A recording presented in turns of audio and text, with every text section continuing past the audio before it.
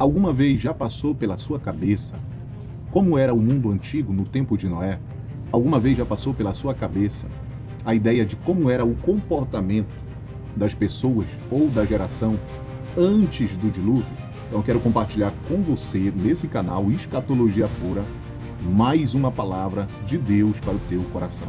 E desde já, não esqueça, se inscreva nesse canal Escatologia Pura, deixe seu like, ative o sininho de notificação, como você está vendo aí, e compartilhe esse vídeo aí, porque nós vamos entrar num tema muito importante, bastante relevante para os dias de hoje. Vamos lá? Breve este dia virá. Será o grande dia.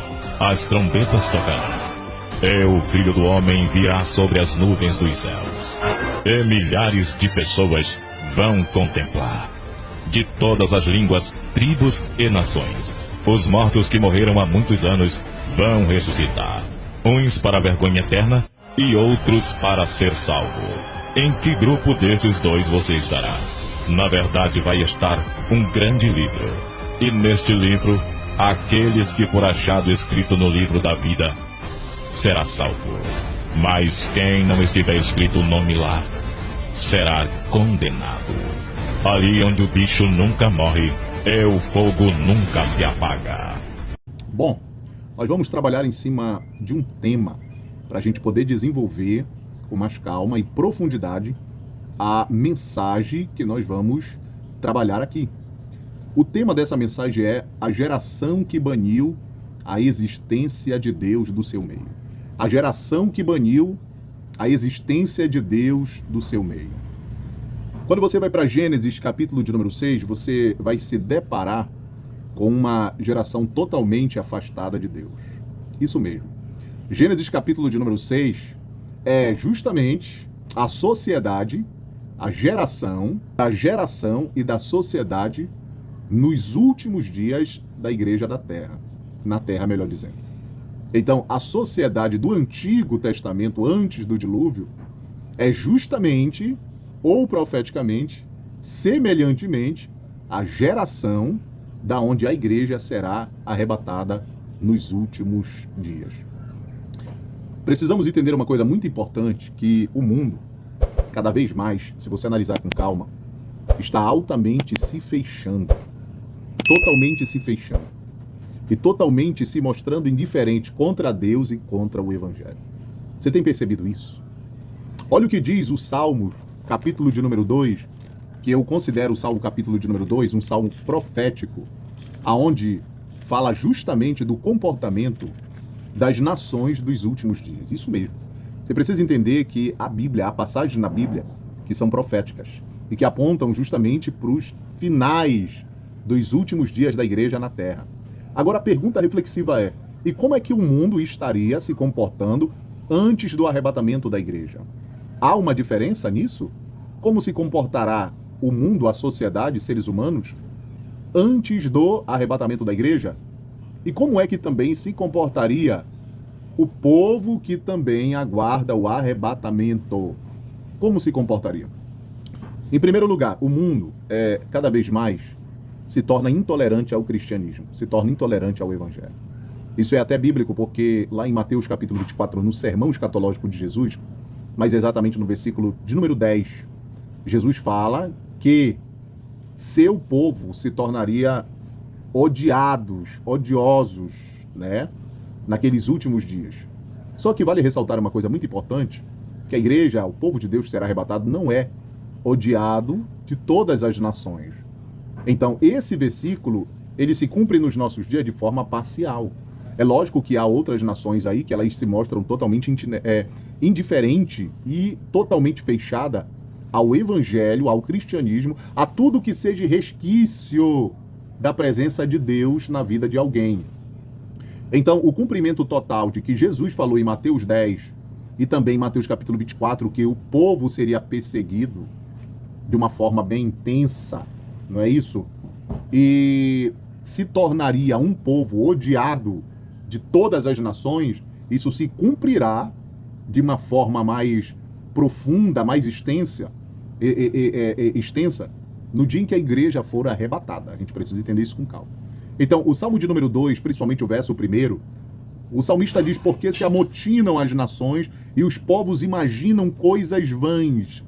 O que o salmista, no capítulo de número 2, verso, está dizendo? Que as nações, elas estão totalmente agitadas. A palavra amotinar significa uma agitação relacionada a crises globais, às crises globais que nós estamos vendo hoje. Há problemas internos dentro destas nações aí. Aqui no Brasil nós estamos, infelizmente, atravessando um período de crise, onde há uma disputa pelo poder. Uns levantam a bandeira de que o Brasil precisa de melhorias, e isso é verdade, eu concordo também.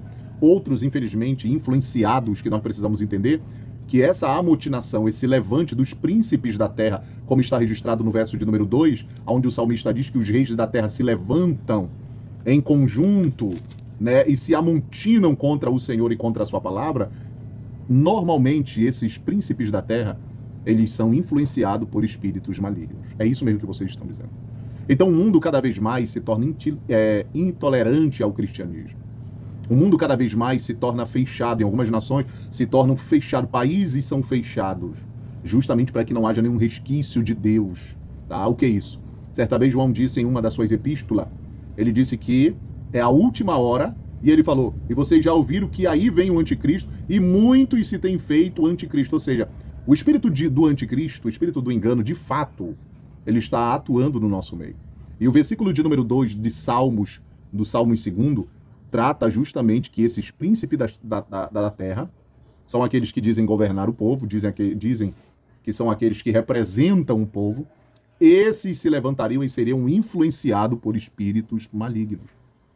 O que Paulo diz lá em 2 Coríntios 4, versículo de número 4? Se esse evangelho está encoberto, é para os que perecem que está encoberto. O verso de número 4 diz, porque o Deus deste século cegou o entendimento dos incrédulos para que não lhe resplandeça a luz do evangelho, que é a glória de Deus. A palavra é luz. Só que, infelizmente, como disse Jesus, nem todos querem vir para a luz, porque a luz acaba revelando os segredos das trevas, o comportamento daquele que quer andar nas trevas, quer viver sobre as trevas. Então, o versículo que nós acabamos de abordar, de 2 Coríntios 4, versículo de número 4, fala justamente dessa batalha, tá, na esfera mental, psicológica, no psique do homem, tá? Então, há uma guerra. Então, esses príncipes que se levantam, isso é desde o primórdio, você vai ver depois do dilúvio, Nimrod, né, no capítulo de número 10 de Gênesis, se levantando, também com o mesmo espírito e sendo influenciado também pelo maligno, justamente na tentativa de destruir os planos de Deus, os propósitos de Deus relacionados sobre a vida dos homens. Então, o que diz lá em Efésios 2, versículo 2? Que há um espírito de desobediência. Então, o versículo de número 2, só para a gente entender melhor, do capítulo 2 do livro dos Salmos, são justamente os príncipes da terra. Em vários lugares, essas autoridades, pessoas que de fama, de renome, de muita visibilidade, infelizmente se levantam justamente, não tolerante ao cristianismo, mas se mostrando contrariamente contra os princípios e os valores judaicos cristãos. Tá? E esse levante, para nós entendermos melhor, ele tem um propósito, tem um significado. O propósito de todo levante daquele que é contrário à fé cristã, ao cristianismo, ao padrão de família judaico-cristã no mundo hoje, esse propósito nada mais é do que banir a existência de Deus do meio da sociedade, da família. E detalhe, e esse propósito aí, essa investida aí, influenciada pelo inimigo das nossas almas, ou seja, por Satanás, ela se infiltra em várias camadas da sociedade. Semelhantemente, igual à sociedade de Gênesis, capítulo de número 6. Que é a sociedade, a geração, que fez questão de banir a existência de Deus de suas vidas. Agora, quais são as camadas que essas ideologias contrárias à fé cristã, à família judaica cristã, visando banir a existência de Deus da mente das pessoas, do coração das pessoas, do meio da família das pessoas, aonde é que elas atuam? Elas atuam onde? Principalmente em colégios, principalmente em faculdades, ambientes profissionais. Então, essas ideologias, esse levante principalmente de pessoas hoje, olha o tempo hoje, o tempo da tecnologia. A internet, de fato, tem ajudado muitos homens de Deus, pregadores da palavra, mestres da palavra de Deus, a disseminar nos corações e na mente das pessoas a palavra de Deus. Então, a internet, nos dias de hoje, tem se tornado uma arma precisa na mão de quem sabe utilizar para pregar o evangelho, para ensinar o evangelho. Mas a gente sabe também que, infelizmente, há muitos lobos no nosso meio. Paulo, quando reúne os anciãos lá da cidade de Éfeso, da igreja, os presbíteros, o que foi que ele disse no capítulo de número 20 de Atos dos Apóstolos? Olha, eu sei, o Espírito me revela que depois da minha partida do meio de vocês se levantarão homens, lobos devoradores, que incitarão o rebanho para segui-los. Então, infelizmente, também a tecnologia hoje, a internet, tem se tornado também uma arma também de destruição, principalmente dos bons valores, porque a Bíblia diz em Coríntios que as más conversações corrompem um bom costume. Então tem muito homem de Deus na internet disseminando a palavra de Deus, mas também, infelizmente, tem muitos lobos e adulteradores, falsificadores da palavra de Deus. Então, esse levante dos príncipes, as nações amotinadas, a primeira característica do Salmo 2, Salmo 2, verso 1, que se amotinaram as nações hoje elas estão inquietas. Você vê, analisando um pouco pelas redes sociais, as crises em vários países, Venezuela, Colômbia, países do Oriente Médio, países ocidentais, ou seja, uma crise que é isso? São as nações que estão sendo agitadas por um vento. E esse vento, meus amados irmãos, é um vento maligno, isso é bíblico. As pessoas são justamente se amotinam e são agitadas justamente por espíritos malignos que estão atuando nas regiões celestiais. Agora, em Gênesis capítulo de número 6, verso 11, a Bíblia diz que a terra estava cheia, totalmente corrompida e afastada de Deus. Olha o aspecto de como vivia a civilização da época de Noé. Uma civilização totalmente corrompida e afastada de Deus. A palavra no original para corrupção, ela abrange alguns aspectos. Que aspectos são esses? De decadência moral, de deterioração dos valores e desvio do propósito. Olha as características daquela sociedade. Olha como vivia, olha como se comportava, olha como se movia a sociedade de Gênesis capítulo de número 6. Olha como vivia a geração de Gênesis capítulo de número 6. O que o versículo de número 11 diz? Que a terra estava cheia de violência e de corrupção. A palavra corrupção abrange alguns aspectos de decadência moral, segundo, deterioração dos valores e desvio do propósito. E o versículo de número 12 de Gênesis capítulo de número 6, o versículo de número 12, Deus olha para baixo e vê uma geração totalmente afastada dele. Isso aqui é muito forte, pessoal. O tema é a geração que baniu a existência de Deus do seu meio. Olha como estão as coisas hoje. As nações se amontinam, os príncipes da terra se levantam, com qual intenção? O versículo de número 3 diz: rompamos as suas ataduras e sacudamos de nós as suas cordas. Há um plano orquestrado por trás das mentes mais sagaz da vida de homens que se levantam justamente na tentativa de apagar a memória ou a existência de Deus do meio da sociedade.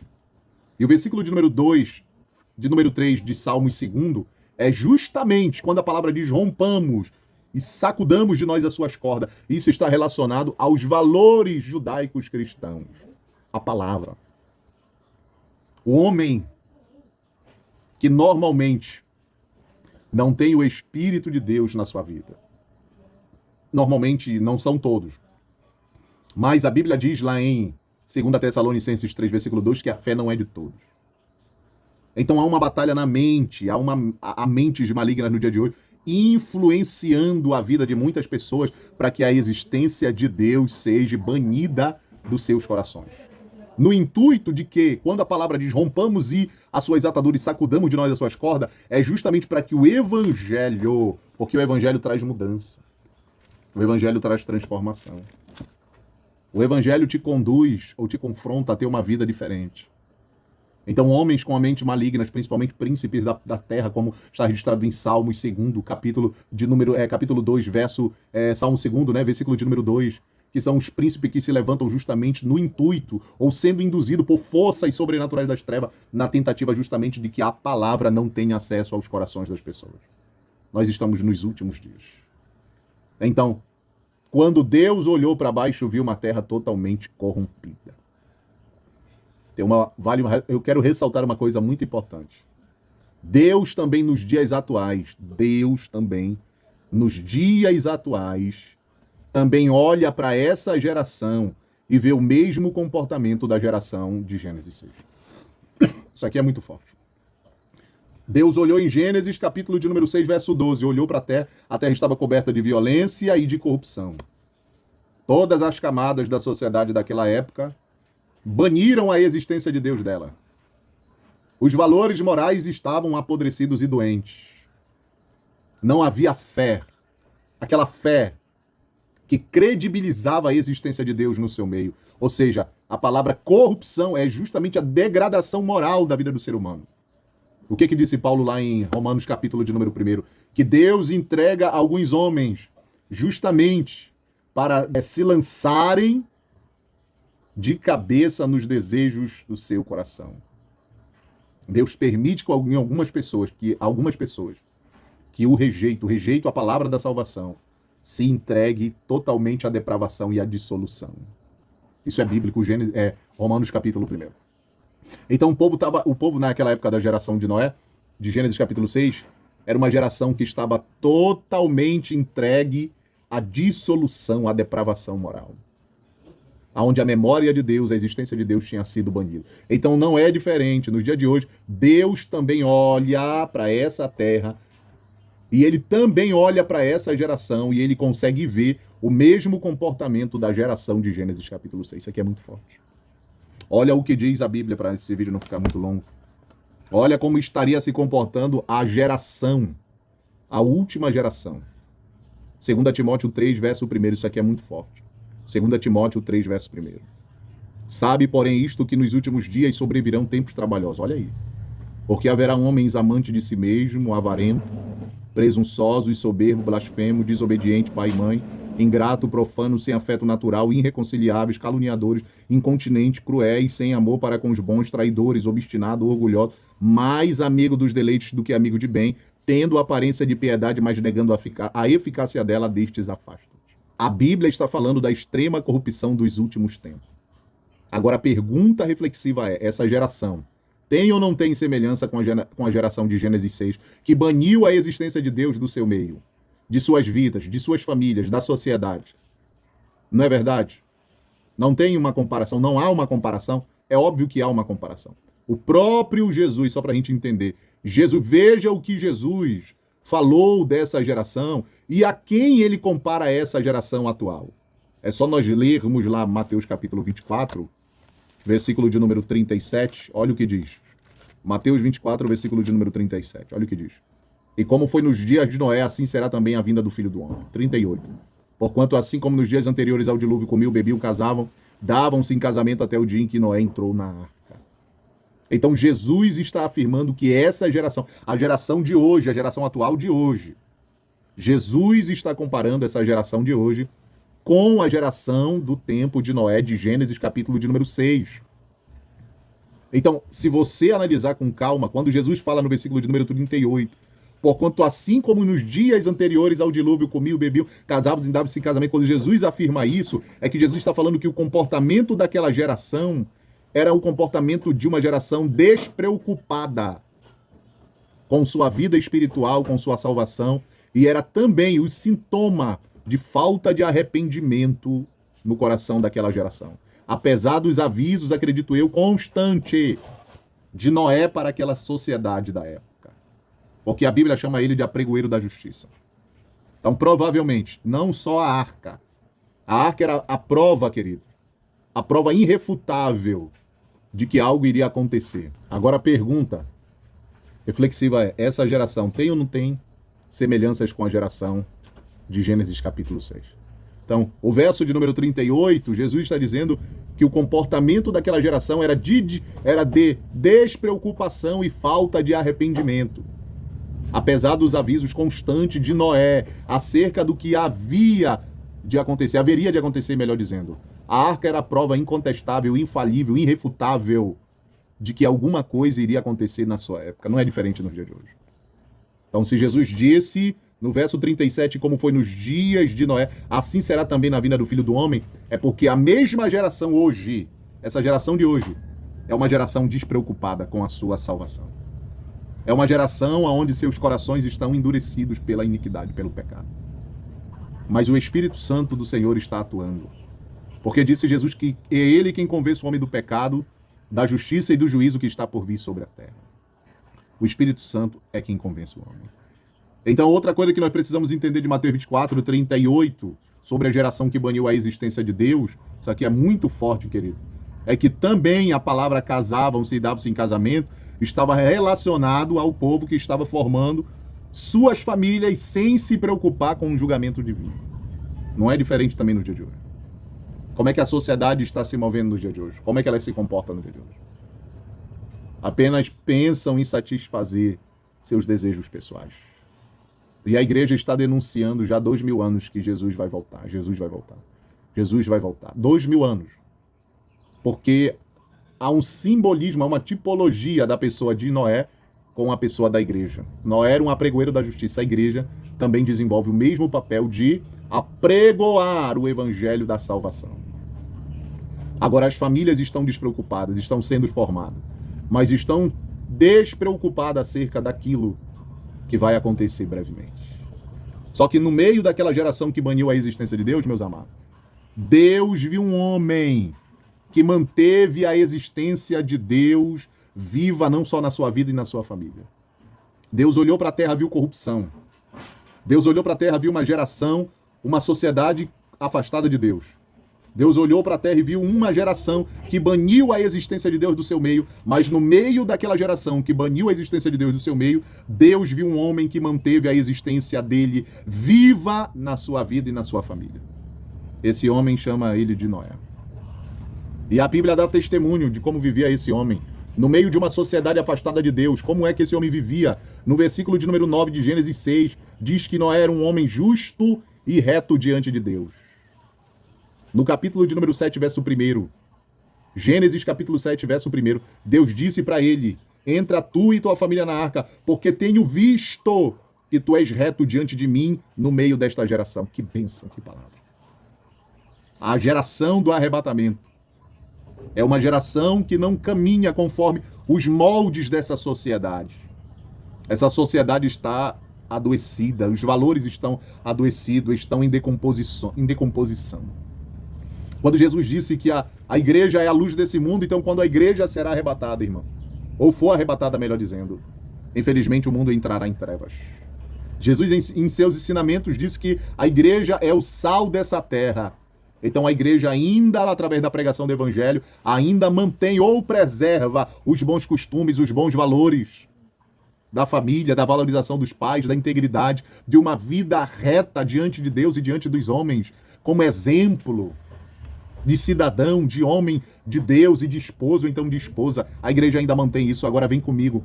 Quando a igreja, o sal da terra, sair dessa terra, a igreja que é o sal da terra, sair dessa terra, a igreja, o mundo, colapsará.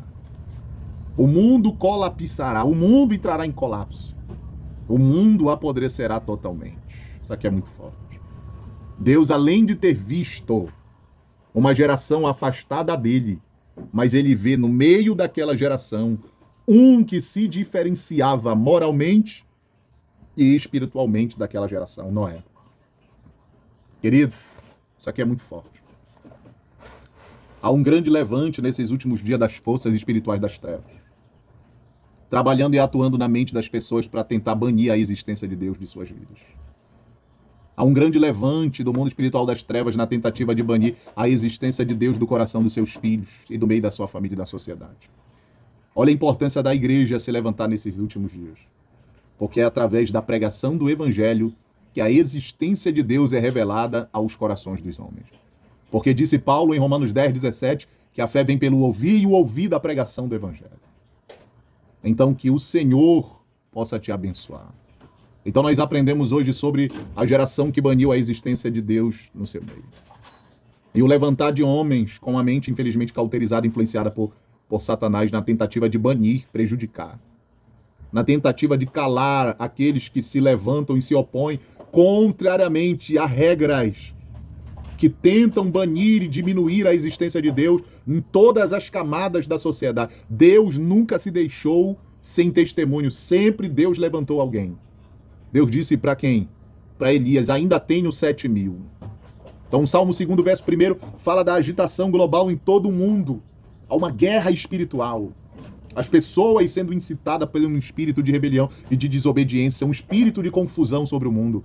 E no meio desses homens se levanta aqueles que tem poderes e influência, poder aquisitivo financeiro, poder de influenciar a vida de muitas pessoas, e dizem no versículo de número 3, rompamos e sacudamos todas essas ligaduras e essas cadeias sobre nós, ou seja, tentando banir a existência de Deus, a palavra de Deus, do meio das nações. Então olha o comportamento daquela geração do Antigo Testamento, com bases que eu coloquei aí, bases bíblicas, e veja o comportamento hoje da geração atual. E a igreja, assim como Noé testemunhou a degradação, o afastamento, o desvio, a deterioração dos valores no meio da sociedade. Da mesma forma, a igreja também tem observado tudo isso. Mas a igreja será arrebatada do meio de uma geração que baniu a existência de Deus do seu meio. Que Deus possa te abençoar em Cristo Jesus. Deixe seu like. Se inscreva nesse canal. Compartilhe essa mensagem com mais 5 pessoas. E assim eu peço que Deus te abençoe em Cristo Jesus. Glória a Deus.